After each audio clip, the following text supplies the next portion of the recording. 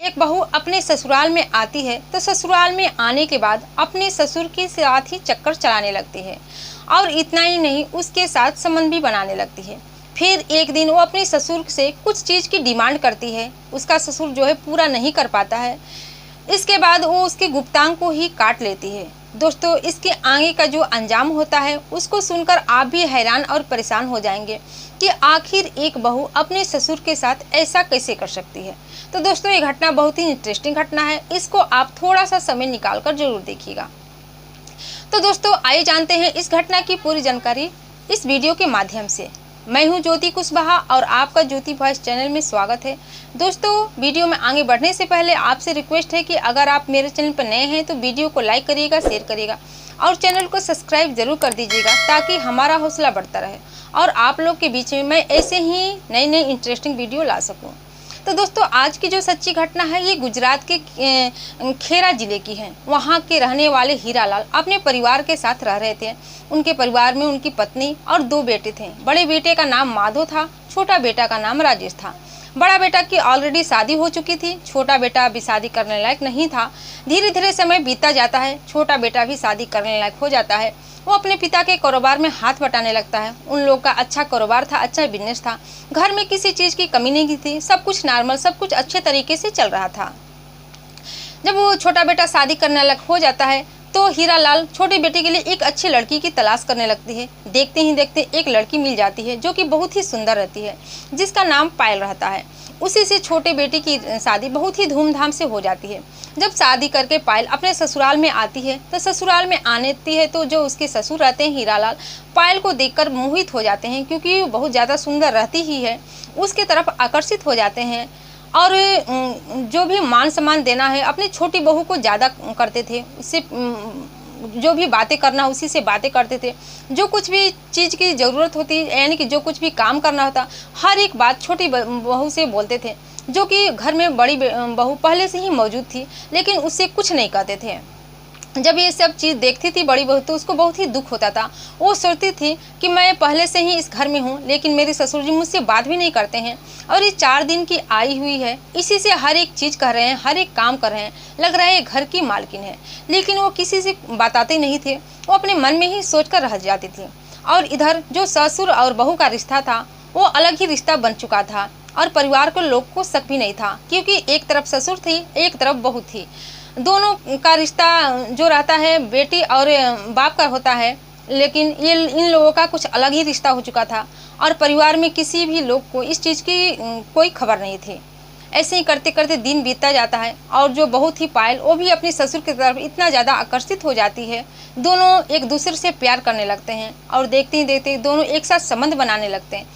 जब इन लोगों का संबंध बनाना होता तो एक हीरालाल के गांव में एक पुराना घर था, वो उसी घर में चले जाते थे और पीछे से इनकी बहू पायल भी जाती थी। और जब वहां पर जाते थे दोनों एक साथ संबंध बनाते, संबंध बनाने के बाद अपने अपने घर आ जाते थे और जब ये संबंध बना लेते थे तो अपनी बहू को बहुत ही मोटी रकम देते थे जिससे कि बहू भी खुश हो जाती थी।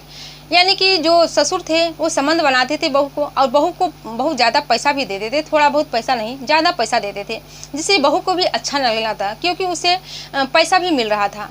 फिर ऐसे करते करते वक्त बीत जाता है। जब वक्त बीतता है तो एक दिन जो बहू रहती है पायल और घर जो परिवार के लोग रहते हैं उन लोगों को कुछ पता भी नहीं चलता है कि इन दोनों के बीच में ऐसा रिश्ता है। फिर उसको पायल को सोशल मीडिया चलाने का बहुत ही शौक़ होता है, वो सोशल मीडिया चलाती है। उसके सोशल मीडिया पर कई तरह के अकाउंट होते हैं और जब अकाउंट होते हैं तो एक दिन वो फेसबुक से एक लड़के से चैटिंग करने लगती है। उस जो लड़का रहता है उसका नाम रहता है आकाश। वो फ्रेंड रिक्वेस्ट भेजता है, सो पायल उसको स्वीकार कर लेती है और उससे चैटिंग करने लगती है। जो आकाश रहता है उस फेसबुक पर तरह तरह की अपना पिक्चर डालता था, हर एक तरह स्टाइल में पिक्चर डालता था जिससे कि पायल देखकर बहुत ही खुश हो जाती थी और उससे बातें करने लगी, उससे पूछने लगी कि आप कितना कमाते हो, आप कहाँ के रहने वाले हो। आकाश अपने बारे में हर एक चीज़ बताता था। वो बताता था कि वो विदेश का रहने वाला है और अपने सैलरी के बारे में बताता था। पायल उससे कहती थी कि आपका वहाँ का लोकेशन क्या है, वहाँ का कल्चर क्या है। आकाश हर एक चीज़ के बारे में बताता जिससे पायल को लालच आने लगा। वो सोचने लगी कि मैं भी विदेश जाऊँ और कुछ कमाऊँ, पैसे कमाऊँ। वो पैसे की ज़्यादा लालची थी। इसके बाद वो विदेश जाने के लिए सोचने लगती है। जब आकाश से इसके बारे में बात करती है तो आकाश कहता है कि हाँ तुम भी यहाँ पर आ सकती हो और यहाँ पर बहुत ज़्यादा आकर पैसे भी कमा सकती हूँ, लेकिन यहाँ आने के लिए बहुत ज़्यादा पैसे की ज़रूरत है, क्योंकि यहाँ आने के लिए वीज़ा की ज़रूरत पड़ती है। अब ये बहुत ही दिक्कत की बात होती है पायल के लिए कि आखिर इतने पैसे वो लाए कहाँ से लाए, तो कहाँ से लाए, क्योंकि वीज़ा बनाने में कुछ पैसे की ज़रूरत होती है। लेकिन पायल को कुछ समझ में नहीं आता है। फिर वो सोचती है कि क्यों ना अपने ससुर से ये सब बातें कही जाए। इसके बाद एक दिन वो अपने ससुर को उसी घर में बुलाती है जहाँ पे कि दोनों ससुर और बहू एक साथ संबंध बनाते थे। जब उसका ससुर उस वहाँ पर जाता है तो संबंध बनाने के बाद वो अपने ससुर से इस चीज़ की बात करती है, इसके बारे में बात करती है और कहती है कि मुझे 2-3 लाख रुपए चाहिए, मैं विदेश जाना चाहती हूँ और कुछ पैसे कमाना चाहती हूँ, अपनी एक अलग ज़िंदगी जीना चाहती हूँ, अपनी ज़िंदगी इंजॉय करना चाहती हूँ। जब ससुर हीरालाल ये बातें सुनता है तो परेशान हो जाता है। वो सोचने लगता है कि अगर मैं इसको पैसे दे दूँ तो ये तो विदेश चली जाएगी और मैं मौज मस्ती किसके साथ करूँगा। वो पैसे देने से साफ मना कर देता है। उस समय पायल को तो बहुत गुस्सा आता है, लेकिन बात आगे नहीं बढ़ाती है, जैसे तैसे करके संभाल लेती है। इसके बाद अपने घर चली जाती है। घर आने के बाद लगभग 1 हफ्ते के बाद फिर उसका जो ससुर आता है हीरालाल, उसी जगह पर बुलाता है, उसी घर में बुलाता है, अपने पुराने वाले घर में पायल को बुलाता है। पायल तो बहुत गुस्सा रहती है, वो एक प्लान कर लेती है और वहाँ पर जाती है। और जब जाती है तो उसका जो ससुर आता है उसके साथ संबंध बनाने लगता है और उसी दौरान पायल उसके गुप्तांग को काट लेती है।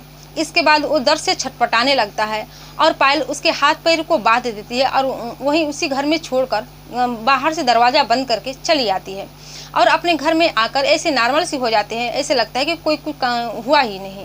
इसके बाद दोस्तों जब शाम हो जाता है तो हीरालाल अपने घर पे नहीं पहुंचते हैं तो उसके दोनों बेटे और पत्नी बहुत ही ज़्यादा परेशान हो जाते हैं। वो सोचने लगते हैं कि आखिर उनके पिताजी गए तो गए कहाँ। उनकी तलाश करने लगते हैं, सब जगह खोजने लगते हैं, लेकिन उनके पिताजी की कहीं कुछ पता नहीं चलती है।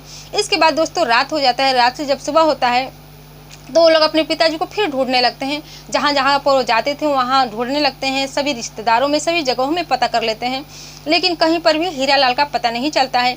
इसके बाद दोस्तों वो लोग पुलिस में गुमशुदा का रिपोर्ट दर्ज कराते हैं और जब पुलिस वाले इस चीज़ को सुनते हैं तो वो भी इनकी छानबीन में लग जाती है, लेकिन हीरालाल का कहीं पता नहीं चलता है। इसके बाद वो लोग सोचते हैं कि क्यों ना अपने पुराने घर में देखा जाए। अक्सर पिताजी वहाँ पर जाया करते थे, तो वहाँ पर जाते हैं तो देखते हैं कि बाहर से दरवाज़ा बंद है। फिर भी वो दरवाज़ा खोलकर अंदर जाते हैं। जब अंदर जाते हैं तो उनका कहीं पता नहीं चलता है। फिर एक कमरे में जाते हैं तो देखते हैं कि वहाँ पर पिताजी की हाथ पैर बंधे हुए हैं और उनका गुप्तांग कटा हुआ है। वो दरअसल मर चुके थे, उनकी डेड बॉडी से बहुत बदबू भी आ रही थी। जब दोनों बेटे अपने पिताजी की इस अवस्था में देखते हैं तो वो भी परेशान हो जाते हैं, हैरान हो जाते हैं। इसके बाद वो लोग चिल्लाने लगते हैं। उसकी चिल्लाने की आवाज़ को सुनकर अगल बगल के जितने भी लोग रहते हैं वहाँ पर मौजूद हो जाते हैं और वो भी इस चीज़ को देखकर, इस घटना को देखकर हैरान हो जाते हैं। और वहाँ पर जो पुलिस को बुलाया जाता है, पुलिस को भी खबर कर दिया जाता है। जब पुलिस आती है तो वो भी परेशान हो जाती है। इसके बाद उसकी लाश को लेकर पोस्टमार्टम के लिए भेज देती है। इसके बाद इसके बारे में छानबीन चलने लगती है। पुलिस वाले पूछते हैं कि क्या तुम्हारे परिवार में इसकी हत्या कौन कर सकता है, किसी से तुम लोगों की क्या दुश्मनी थी, आखिर कुछ तो बताओ। लेकिन उन लोगों का कहना था कि मुझे आसपास के लोगों से, हम लोग को कोई दुश्मनी नहीं थी, सब कुछ ठीक ठाक चल रहा था। लेकिन जो बड़ा बेटा है माधव कहता है कि मुझे एक लोग पर शक है। पुलिस वाले कहते हैं कि किस पर शक है, तो बताता है कि मेरे जो छोटे भाई की जो पत्नी है पायल, उस पर शक है। वो अक्सर पिताजी को से अच्छी बातें नहीं करती थी, उसको उल्टा सीधा बोला करती थी और उसके से और मेरे पिताजी से कुछ रिश्ते, जो स्वभाव था दोनों के बीच कुछ अलग ही चल रहा था। दोनों के बीच कुछ अनैतिक रिश्ता था। मुझे शक था लेकिन मैं किसी से बता नहीं रहा था। जब पुलिस इस चीज़ को सुनती है तो वो भी हैरान हो जाती है और पायल को हिरासत में ले लेती है और पूछताछ करने लगती है।